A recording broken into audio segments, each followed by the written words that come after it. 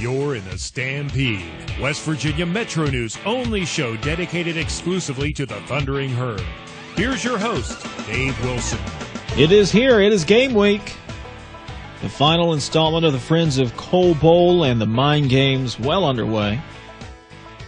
Earlier this week, Dana Holgerson, head coach for the Mountaineers, hitting in his news conference that, we'll be ready for the Thundering Herd, no matter what kind of offense they roll out. Maybe they roll out something new. And that sparked the debate. Thundering Herd going to roll out a new offense?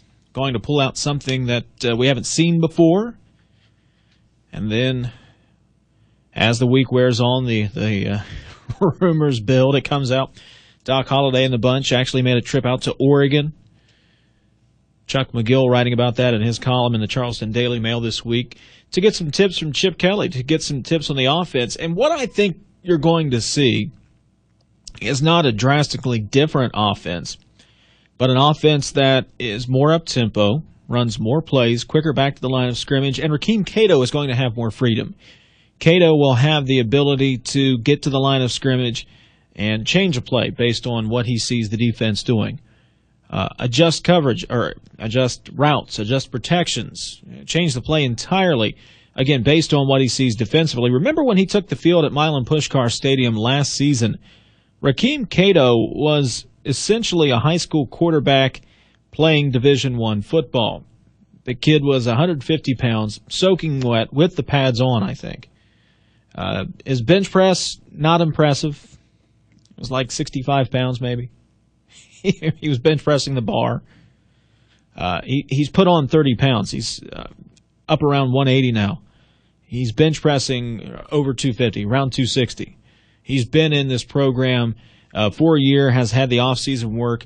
He always had the knowledge and the character to play the position. Now he's starting to develop the physical abilities, more zip on the ball. He can fit it into a tighter window.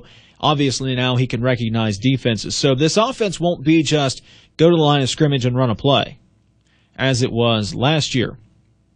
This will be Rakeem Cato's opportunity to read defenses, read coverages, make changes based on what he sees. And that could change a lot of things.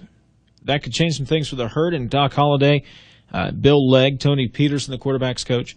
They're all betting that this will be a more productive offensive season. Remember, the Herd offense last year ranked near the bottom of Conference USA in just about every category. Now, defensively, the Thundering Herd has a tall order this week. There's a reason WVU is being highly touted as it enters its first season in the Big 12, and one of the big reasons for that, as Doc Holliday has explained over and over and over, is the quarterback, Geno Smith.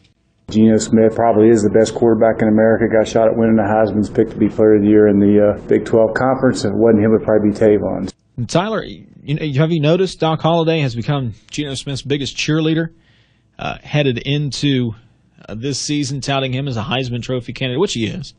But Doc Holliday fully aware of that, the defense fully aware of that. And if you remember the last 2 years of the Friends of Coal Bowl, in 2010 and 2011 before the Rains took over, Geno Smith was a quarterback. Obviously, he's going to play an essential role, but especially on third down, and his escapability led to those 96 and 98-yard drives at Jones C. Edwards Stadium to come back and win the game.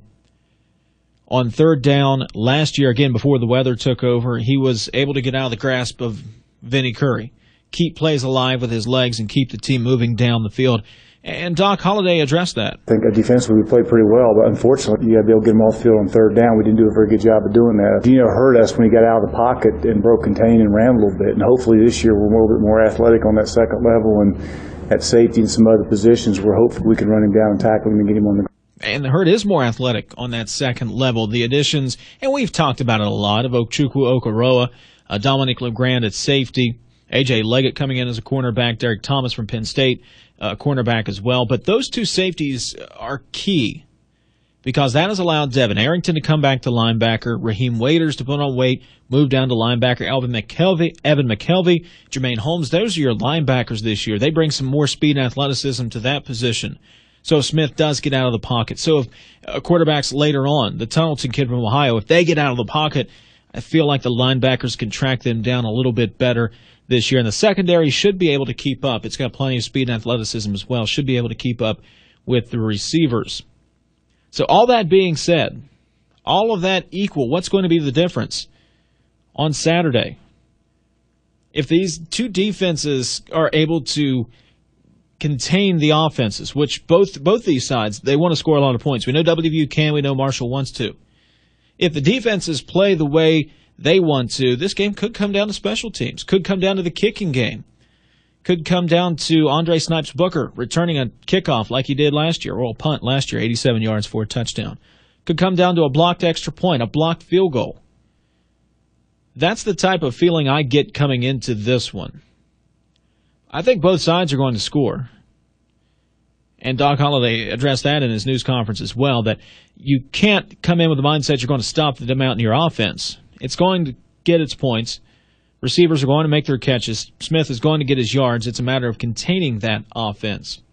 So this game could come down to a last-second field goal. Could come down to a fourth down and you punt it. It gets returned back for a touchdown. We will find out this Saturday. The final installment of the Friends of Coal Bowl coming up from Milan Puskar Stadium this weekend. Of course, we'll have all the coverage right here at WVMetroNews.com.